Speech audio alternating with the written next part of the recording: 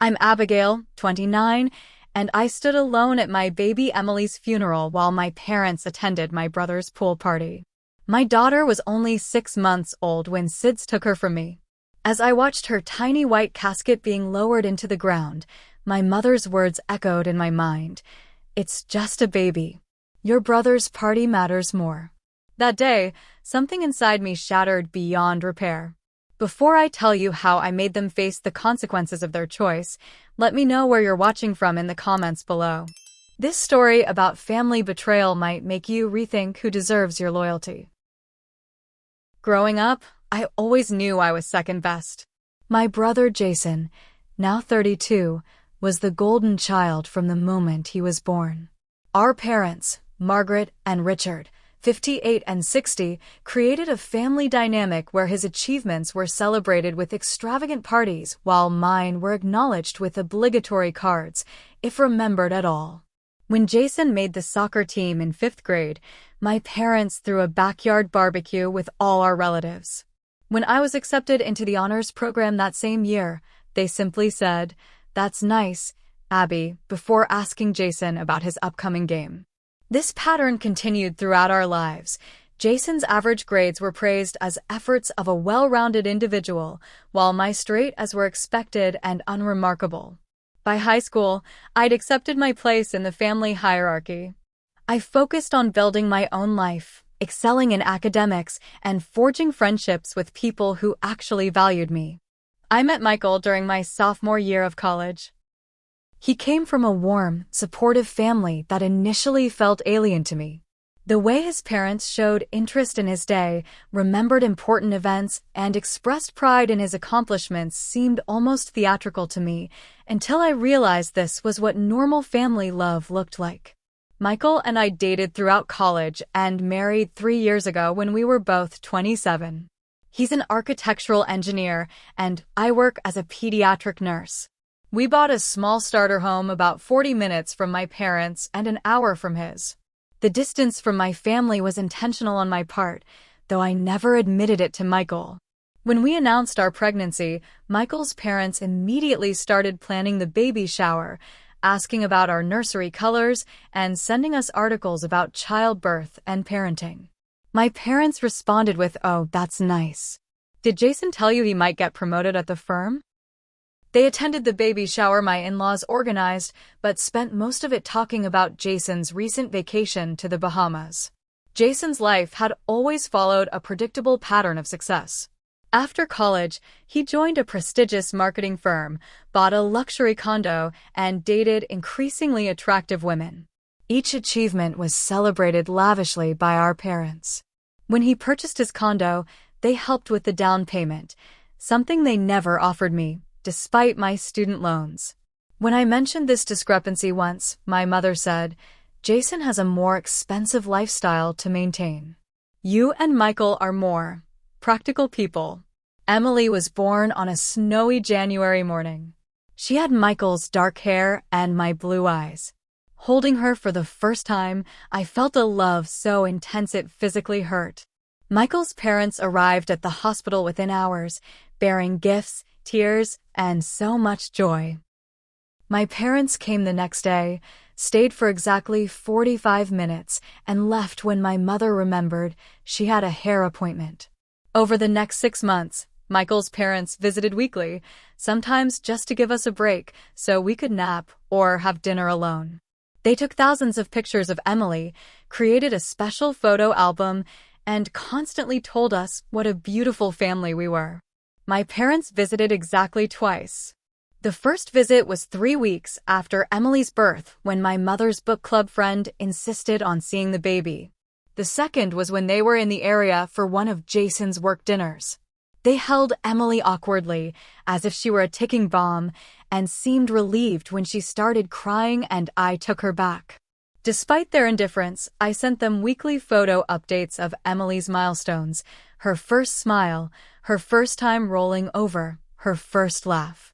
My mother would occasionally respond with a thumbs-up emoji. My father never responded at all. 2 months before Emily died, Jason announced his engagement to Stephanie, a pharmaceutical sales representative he'd been dating for 8 months. My parents immediately began planning an elaborate engagement party. My mother called me daily with updates about the venue, the menu, and the guest list. The party was scheduled for the same weekend as Emily's dedication at our church, a ceremony my parents had already committed to attending. When I reminded my mother of the conflict, she said, "Oh, we'll have to miss the baby thing. This is Jason's engagement, Abby. That's a once-in-a-lifetime event." A baby dedication only happens once too, I wanted to say, but I swallowed the words as I had so many times before. A week before Emily died, she developed a slight cold. Nothing serious, just a runny nose and some congestion. I took her to her pediatrician, who assured me it was a minor viral infection that would resolve on its own. Still, I took a few days off work to care for her. By the weekend, she seemed better, eating normally and smiling her gummy smile that always melted my heart. I had no way of knowing those would be our last days together. It was a Tuesday night when our world collapsed. Michael and I had put Emily to bed around 8, after her evening bottle. She'd been completely normal that day, babbling, playing with her favorite stuffed rabbit, eating well. We had dinner, watched an episode of a show we'd been following, and went to bed around 11. The baby monitor remained silent all night. Too silent. When I woke at 6 a.m. for my early shift at the hospital, something felt wrong.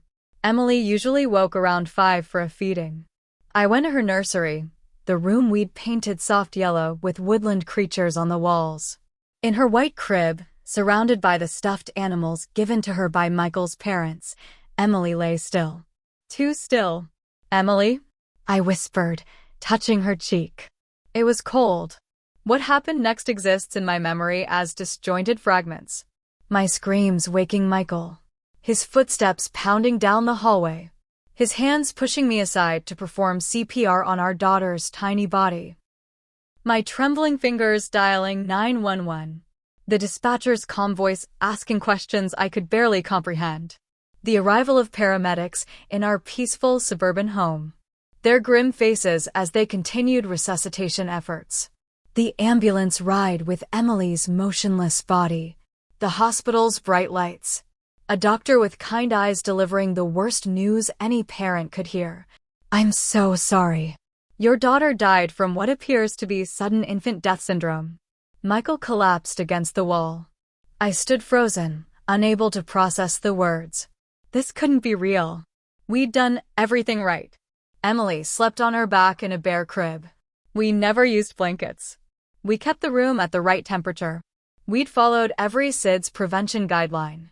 Yet there we were, in a sterile hospital room, being asked if we wanted to hold our daughter one last time. We spent hours with Emily, memorizing her face, holding her cold little hands, kissing her forehead. The hospital chaplain came. A grief counselor spoke to us. Someone mentioned funeral arrangements. The words washed over me without meaning. Eventually, I remembered to call my parents. With shaking hands, I dialed my mother's number. "Mom," I said when she answered, my voice breaking. "Emily died last night. SIDS. We're at the hospital now." There was a pause before she responded, "Oh, Abby. That's terrible." No gasp. No tears. No immediate promise to come right away. Just a flat acknowledgement of the information. "We need to arrange a funeral," I continued, desperate for her to understand, to offer support, to be a mother to me when I needed one most. "Yes, I suppose you do. Let us know the details." That was it. No questions about how we were coping or offers to help with arrangements. Michael's parents, in contrast, were already on their way to the hospital, having dropped everything the moment we called. The next few days passed in a blur of paperwork, decisions, and overwhelming grief. Michael and I moved through the world like ghosts, barely eating, barely sleeping. His parents took care of practical matters, contacting the funeral home, ordering flowers, arranging for food after the service. My parents called once to ask when the funeral would be. Friday at 11, I told my mother. At Greenview Cemetery. Friday, she repeated. Oh dear. That's the day of Jason's pool party to celebrate his engagement. We've already committed to that. I thought I'd misheard her. Mom, this is Emily's funeral. Your granddaughter's funeral. I understand that, Abby, but we can't cancel on Jason now. All the arrangements are made. Everyone's coming. You understand, don't you? I didn't understand. I couldn't comprehend how my parents could choose a party over their granddaughter's funeral. No, Mom, I don't understand. Please explain it to me. She sighed, the sound crackling through the phone. Abby, I know you're upset, but think rationally. It's just a baby. Your brother's party matters more. Emily was only here for a few months. You can always have another baby. But Jason's engagement is important to his future. The words hit me like physical blows. It's just a baby. Your brother's party matters more.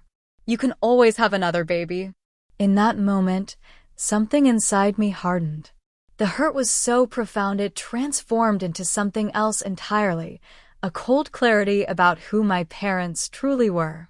I see, was all I could manage to say before hanging up. Michael found me sitting on our bedroom floor, phone still in hand. When I told him what my mother had said, his face contorted with rage. He wanted to call them back, to tell them exactly what kind of people they were. But I stopped him. I felt hollow, beyond anger. It doesn't matter, I said. It's always been this way. I just never wanted to admit it. The morning of the funeral dawned bright and clear, cruelly beautiful for such a dark day.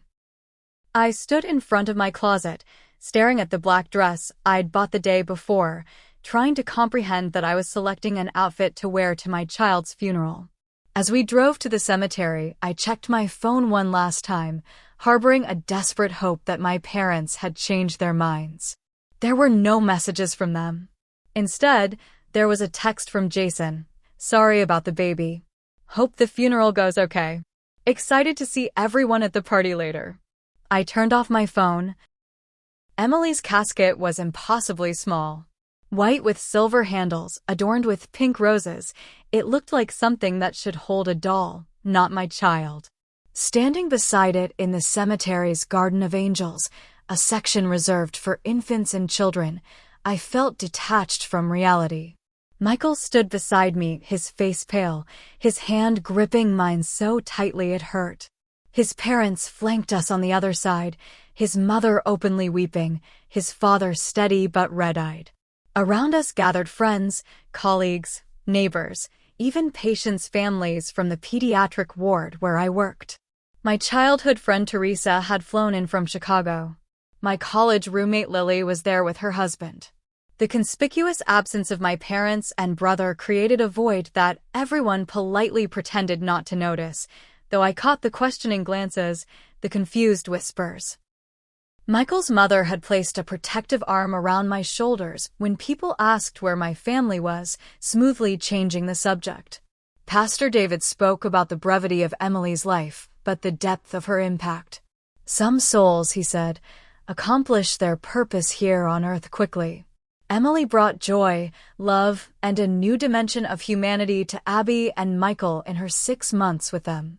During the service, my phone vibrated in my purse. I ignored it until after the final prayer, when I checked it briefly to see several Instagram notifications. Jason had posted photos from his pool party, my parents prominently featured, smiling with champagne glasses in hand, celebrating while their granddaughter was being lowered into the ground 3 miles away.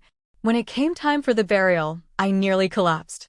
The physical act of watching that tiny casket descend into the earth made Emily's death real in a way nothing else had. This was final. This was forever. My baby was gone, and I would never hold her again, never see her grow up, never know who she would have become. Michael's father had to help support him as he threw the first handful of dirt onto the casket. Michael's mother held me as I did the same, my entire body shaking with sobs. Around us, others followed suit, murmuring prayers and goodbyes. Later at our house, people gathered with food and flowers and well-intentioned words that couldn't touch my grief. I moved through the rooms like an automaton, accepting condolences, thanking people for coming, declining offers of food I knew I wouldn't eat. In quiet moments, I caught myself listening for Emily's cries through the baby monitor we hadn't yet put away. Each time, the realization that I would never hear her again hit me anew. After everyone left, Michael and I stood in Emily's nursery, surrounded by her things, the crib where she died, the changing table with diapers still stacked neatly, the rocking chair where I'd nursed her in the middle of the night.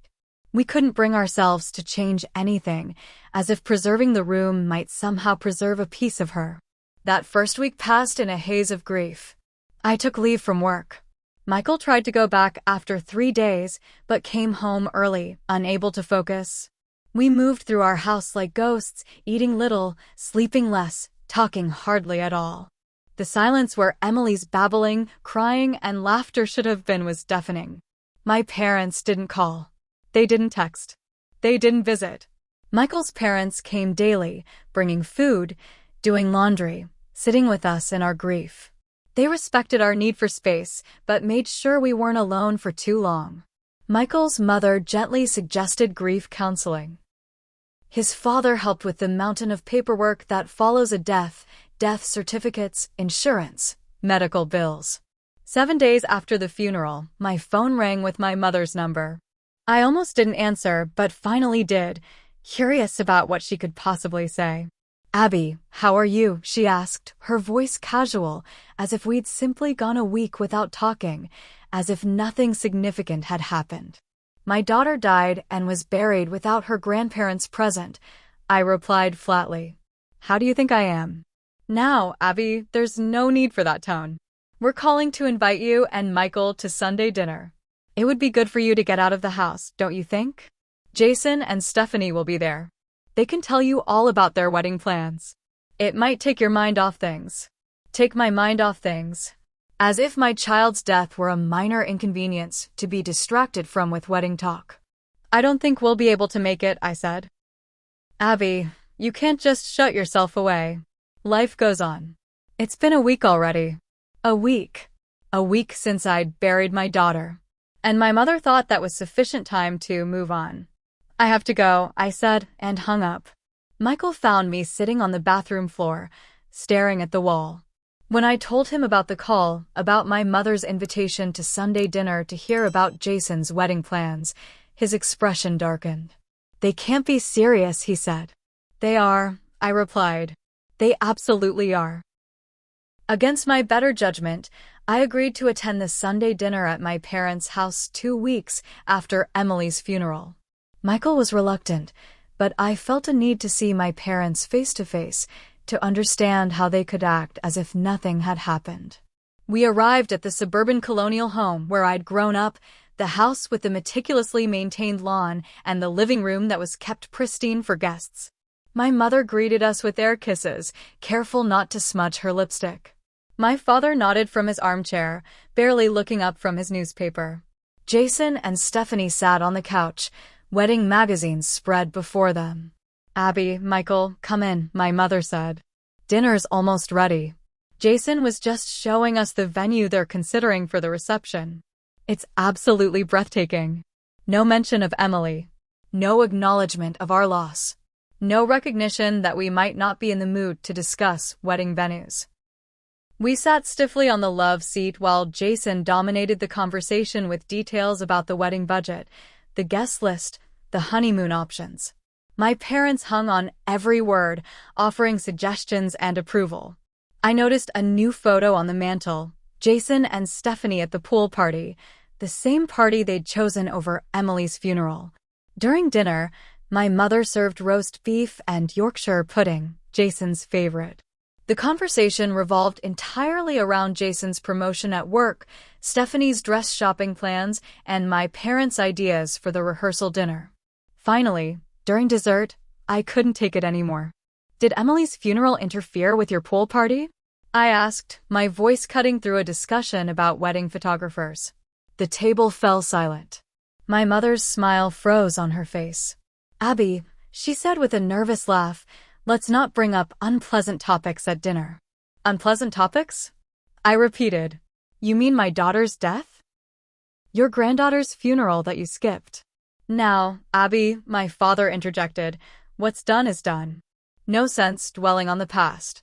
The past? It was 2 weeks ago. Jason rolled his eyes. See, this is why we didn't want to bring it up. You always make everything so dramatic, Abby. I stared at him, incredulous. Dramatic? My baby died, Jason. Died. And none of you came to her funeral because you were too busy having a pool party.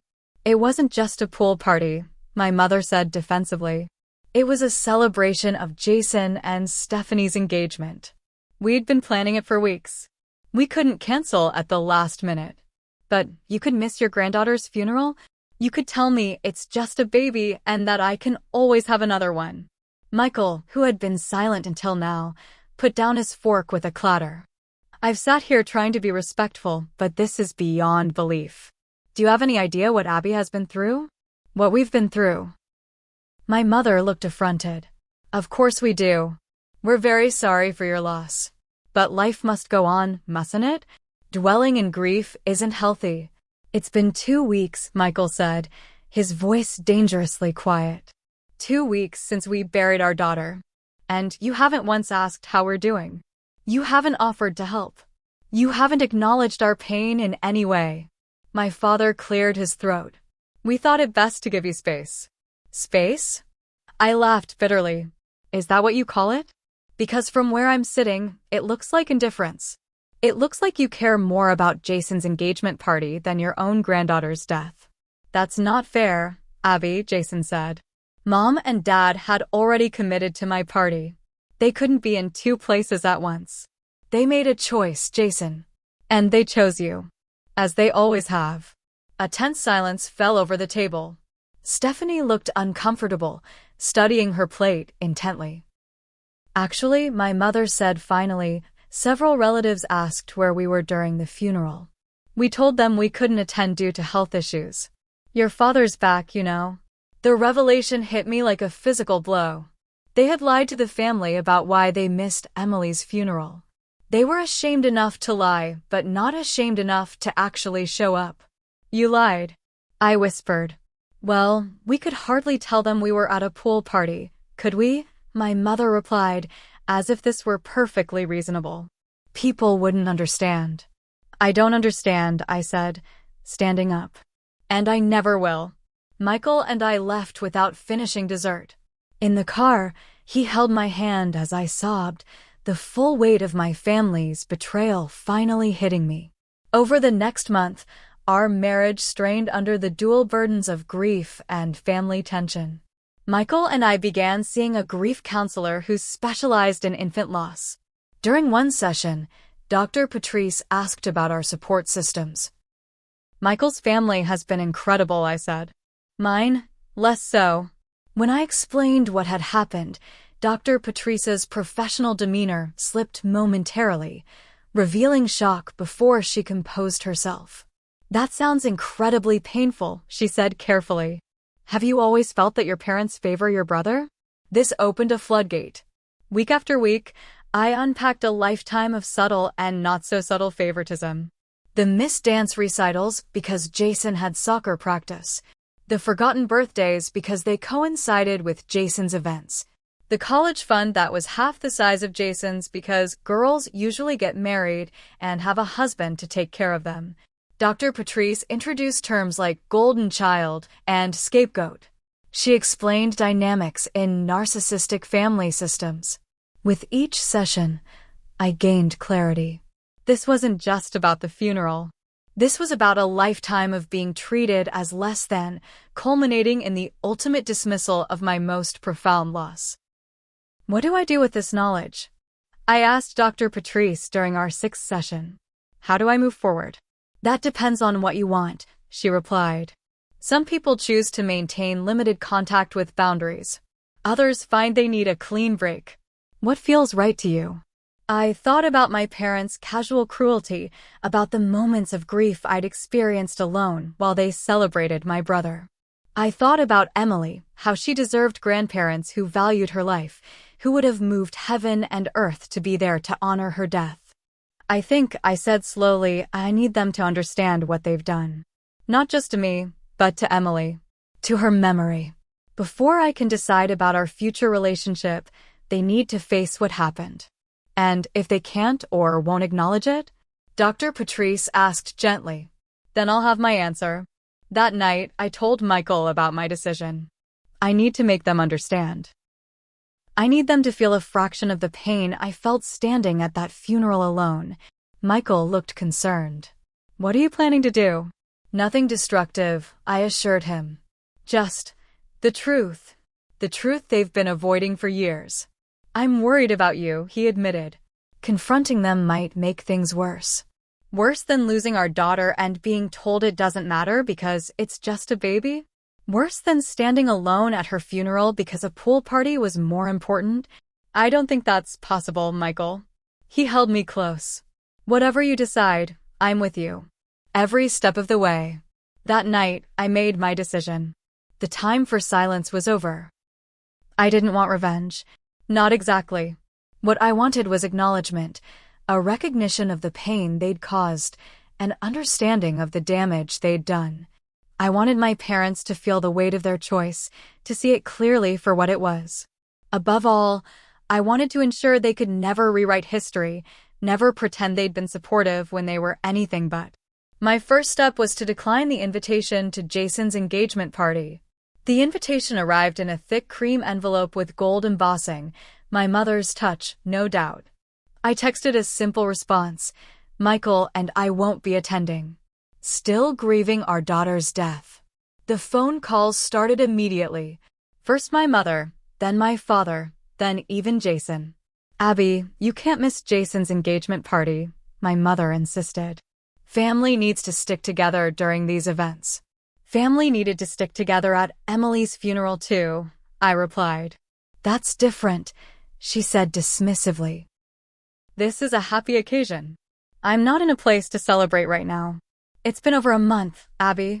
You need to move on. I ended the call without responding. My father's call was similar, guilt and manipulation wrapped in paternal authority. Jason's call was the most surprising. Mom and Dad are upset you're not coming to my party, he said. Can't you just show up for an hour or something? It's important to them. Was Emily's funeral important to you? I asked. A pause. That's not fair.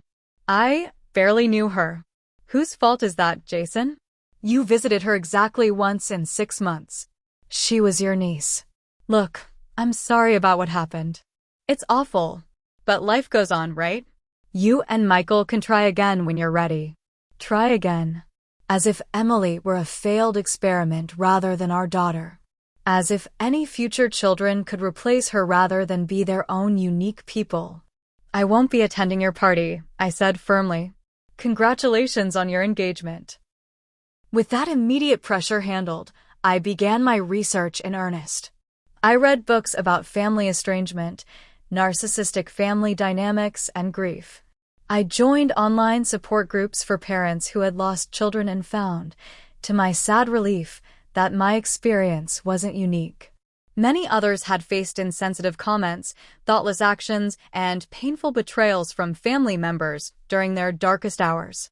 One evening, I pulled out a box from my closet, a collection of evidence I hadn't realized I'd been gathering throughout my life. Birthday cards where my parents had written generic messages or, worse, referenced Jason's achievements. Photos from family events where I stood at the periphery while Jason occupied the center. Text messages showing patterns of neglect and dismissal. I created a timeline, documenting the pattern that had culminated in their absence at Emily's funeral. It wasn't for them, it was for me, a way to validate my own experiences and feelings after years of gaslighting and minimization. Next, I reached out to extended family members, aunts, uncles, cousins who had attended Emily's funeral and noticed my parents' absence. I didn't volunteer information at first, just asked open-ended questions about their understanding of the situation. We were told your father's back was acting up, my Aunt Judith said during our phone call, and that your mother needed to stay home to care for him. Did that explanation seem odd to you? I asked. A pause. Well, yes. I remember thinking it was strange they couldn't make it even for a short time. But who am I to question? Everyone grieves differently. What if they weren't grieving at all? I asked quietly. What if they were at Jason's pool party instead? The silence on the line was deafening. Similar conversations with other relatives revealed the extent of my parents' deception. They told consistent lies to explain their absence, creating a narrative where they were victims of circumstance rather than people who had made a deliberate choice. After 2 months of preparation, I was ready for the final step. I texted my parents, "I'd like to meet with you to discuss moving forward from everything that's happened. Just the three of us, this Sunday at 2 p.m. at your house." My mother replied immediately, "Wonderful. I'm so glad you're ready to put this behind us. I'll make your favorite lemon cake." The casualness of her response, the assumption that I wanted reconciliation without acknowledgement, only strengthened my resolve. The night before the meeting, Michael held me as I rehearsed what I wanted to say. "Are you sure about this?" he asked. "You don't owe them an explanation for cutting contact if that's what you decide to do." "I'm not doing this for them," I explained. "I'm doing it for me. For Emily. I need to speak my truth, to stand up for her memory. If I just disappear from their lives, they'll rewrite the narrative. They'll tell everyone I was too consumed by grief, too unstable, too unreasonable. I need to make it clear exactly why I'm making this choice." "I understand," he said. "Just remember, whatever happens tomorrow, you have people who love you. Who really love you." I held him tighter, grateful for his unwavering support. The next morning, I placed a framed photo of Emily in my purse, along with my documentation and a letter I'd written expressing everything I needed to say. I dressed carefully in a blue blouse, Emily's favorite color to watch, and the necklace with her birthstone that Michael had given me after her birth. "Ready?" Michael asked as I prepared to leave. I took a deep breath. As ready as I'll ever be. My parents' house looked exactly as it always had, immaculate lawn, trimmed hedges, fresh flowers in the window boxes. I sat in my car for several minutes, gathering strength for what was to come. Finally, I took a deep breath, grabbed my purse containing Emily's photo and my documents, and walked to the front door. My mother answered wearing a floral dress and pearls, as if this were a social call rather than a reckoning. "Abby, come in, come in.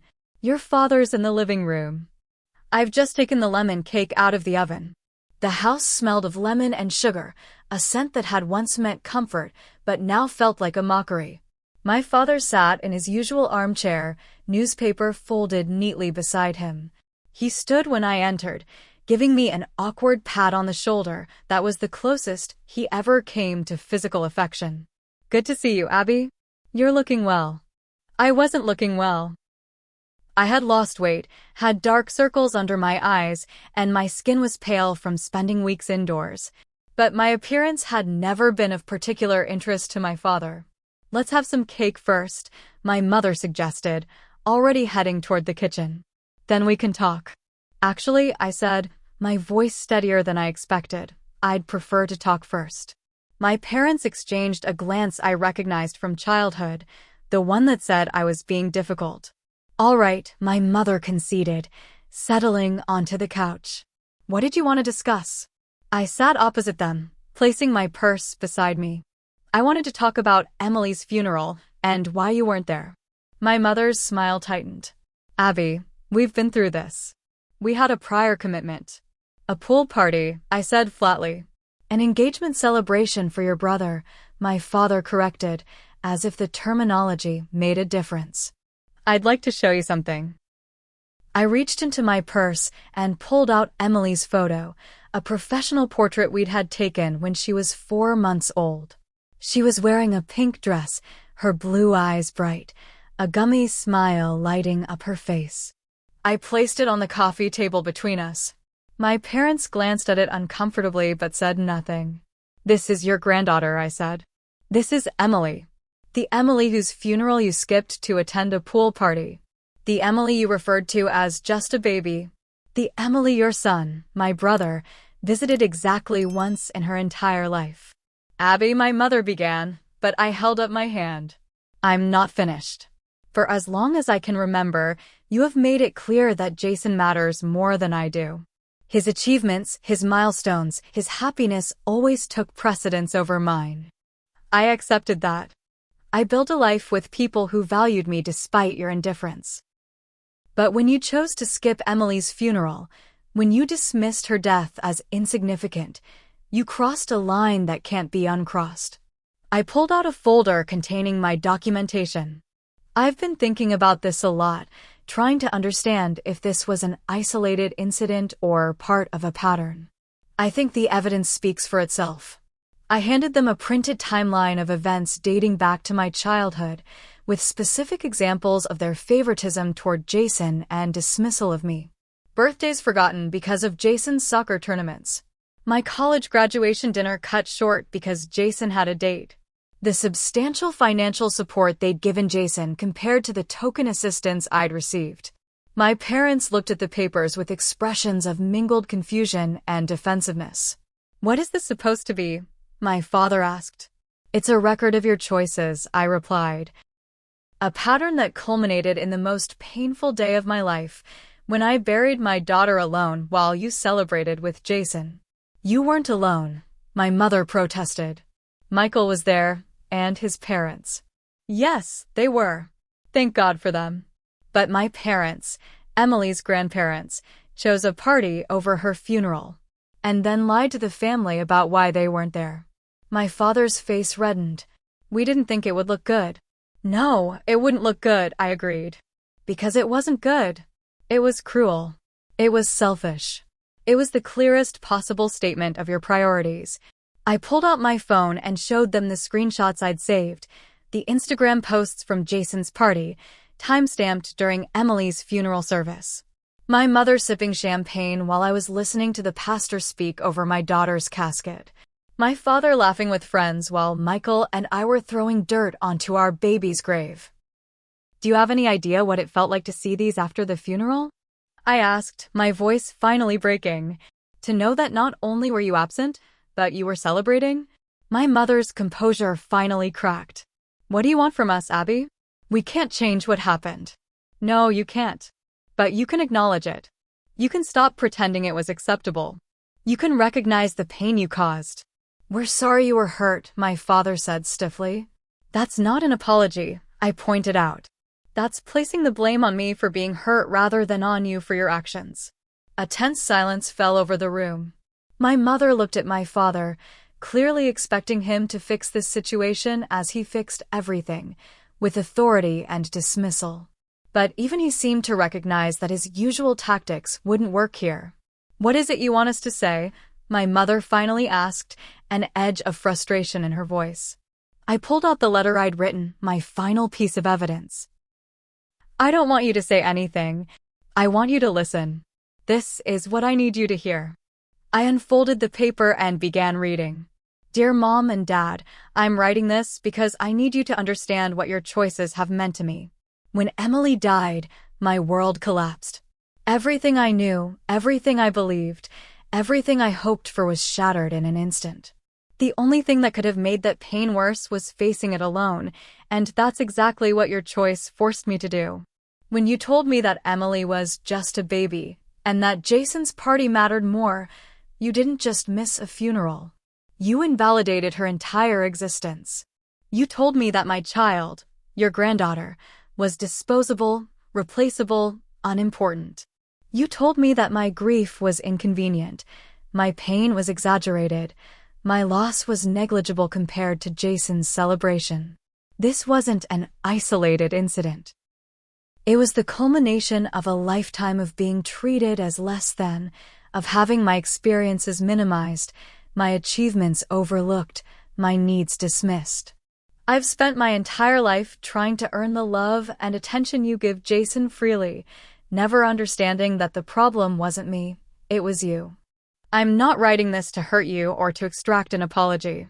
I'm writing because I need you to know that I see the truth now. I see the pattern. I understand that this will never change because you don't want it to change. And knowing that, I need to protect myself and the memory of my daughter from further harm. For now, I've decided to take a step back from our relationship. I need time and space to grieve Emily without having her existence diminished. I need to heal from not just her loss, but from the additional trauma of your response to it. I need to build a life surrounded by people who value me and who would have moved heaven and earth to be present on the worst day of my life. If someday you're willing to truly acknowledge what happened, to take responsibility for your actions without excuses or deflections, to commit to change, then perhaps we can begin to rebuild. Until then, this distance is necessary for my well-being and for honoring Emily's memory the way she deserves. With both sadness and resolve, Abby. When I finished reading, I looked up to see my mother crying silently, mascara tracking down her cheeks. My father sat rigid, his jaw clenched, but his eyes betrayed a flicker of something I'd rarely seen: uncertainty. "You can't be serious," he finally said. "Cutting us off over one missed event." I folded the letter carefully and returned it to my purse. It wasn't one event. It was the final event in a lifetime of events. And I'm not cutting you off permanently. I'm stepping back until you can acknowledge the reality of what happened and commit to change. "This is ridiculous," my father insisted. "Everyone has favorite children. It's natural. We've done everything for you." "Robert," my mother interrupted, her voice uncharacteristically sharp. She was looking at Emily's photo on the table, really looking at it perhaps for the first time. "Stop." The room fell silent again. My mother reached for the photo with trembling fingers. "She had your eyes," she said quietly. "Yes," I replied. "She did." "I never really looked at her," my mother admitted, her voice barely audible. "I was always so busy with Jason's things, with the engagement plans." My father shifted uncomfortably in his chair. "Margaret, don't. Abby's upset, but she'll come around. She always does." "No," I said firmly. "Not this time.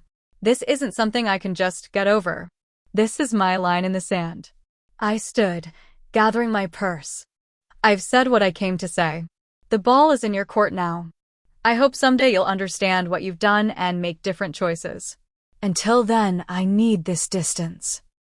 As I turned to leave, my mother called after me, her voice breaking. "Abby, please. Don't go like this." I paused at the door. "I'm not going anywhere, Mom. I'm right where I've always been. You're the ones who weren't there when it mattered most." I walked out of their house with a strange mixture of grief and liberation. In the car, I sat for a moment, hands shaking but mind clear. I had spoken my truth. I had stood up for Emily, for myself, for the reality of our experiences. Whatever happened next was up to them. As I drove home, my phone began ringing with notifications. Jason, apparently informed of our confrontation, was sending angry texts accusing me of upsetting our parents unnecessarily. Several extended family members, however, were sending messages of support.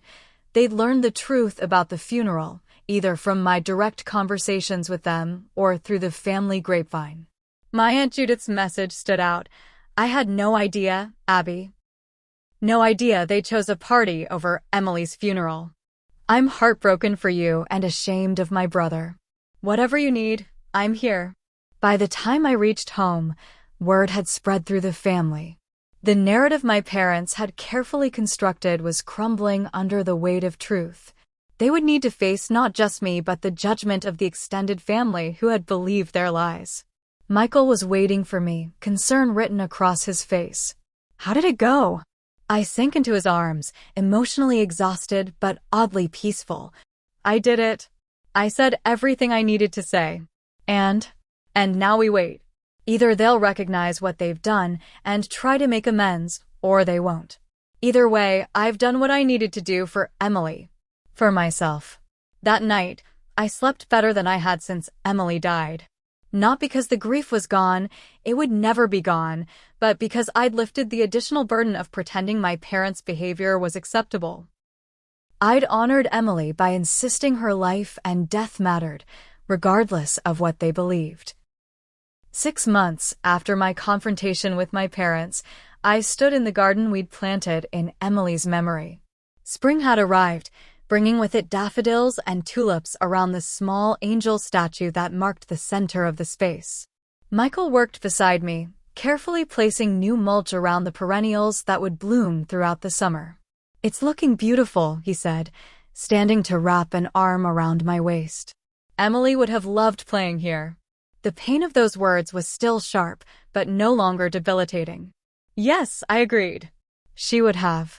In the months since the confrontation, we had established a new normal. 3 times a week, I attended a support group for parents who had lost children.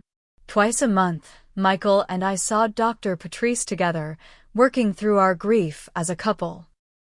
We had converted Emily's nursery into a memorial room, not a shrine, but a peaceful space with photos, her favorite toys, and a comfortable chair where we could sit and feel close to her. My relationship with my parents had transformed as well, though not in the way I might have expected. After our confrontation, they had retreated into silence for several weeks. Then, surprisingly, it was my father who reached out first, a handwritten letter that arrived exactly 3 months after Emily's death. "Abby," he wrote, "I have never been good with emotions or admitting when I'm wrong. But after reading your letter again and again, after seeing the timeline you created, after hearing from relatives who attended Emily's funeral, I can no longer deny the truth of what you said. We were wrong. Terribly, unforgivably wrong. Not just about the funeral, but about many things over many years. I don't expect forgiveness. I don't even know if I deserve the chance to try to make amends. But I want you to know that I hear you. And I am sorry. Truly sorry." It wasn't a perfect letter. It didn't address everything. But it was the first genuine acknowledgement I had ever received from my father that he had caused me pain. My mother's response came a week later, a small package containing a custom-made ornament with Emily's name, birth date, and a pair of angel wings. The note inside reads simply, "I should have been there. I will regret that choice for the rest of my life. I'm so sorry, Abby." These gestures didn't erase the past. They didn't undo the damage or bring Emily back. But they were steps, small, hesitant steps toward acknowledgement and potential healing. We established careful boundaries. Monthly dinners, initially just my parents and me, later including Michael when he felt comfortable. Ground rules included no dismissing of Emily's memory, no changing the subject when grief surfaced, no comparisons to Jason's life events. Jason himself had been another surprise. After initially reacting with anger to my confrontation with our parents, he had shown up at our door one rainy afternoon in April. "I've been thinking," he said awkwardly, standing on our porch, "about what happened. About Emily's funeral. About everything, really." He had brought a small pink rose bush to plant in Emily's garden. As we dug the hole together, he admitted, "I never really thought about how things looked from your side. Mom and Dad always made such a big deal about everything I did that it seemed normal. I didn't realize what you weren't getting. It wasn't your fault," I told him. "You were a child too. We were both shaped by their choices." "Still," he said, patting soil around the rose bush, "I should have been at her funeral. She was my niece." "I'm sorry, Abby." These moments of acknowledgement didn't erase the grief, but they lightened the additional burden of feeling unseen and unheard. They created space for true healing to begin. As summer turned to fall, I found myself drawn to volunteer work with a local organization supporting parents who had experienced infant loss. My nursing background gave me professional insights, while my personal experience allowed me to connect with parents in a way that textbook knowledge never could. During one support session, a young mother named Rachel broke down describing how her in-laws had suggested she'd just try again, barely a month after losing her son to a congenital heart defect. "They don't understand," she sobbed. "They act like he was replaceable, like any baby would do." I took her hand. "I understand. My parents missed my daughter's funeral for a pool party. They told me she was just a baby, and that my brother's engagement celebration mattered more. Rachel's eyes widened. What did you do? I stood up for my daughter's memory, I said. I made them face what they'd done. And then I focused on healing myself, with or without their understanding. Did it help? She asked. Standing up to them? I thought about it carefully. It didn't bring Emily back. It didn't erase the pain of burying her alone, but it honored her. It said to the world, her life mattered. Her death mattered. And that helped me heal. Working with these parents became my purpose. Not replacing Emily, nothing could do that, but creating meaning from the devastation of her loss.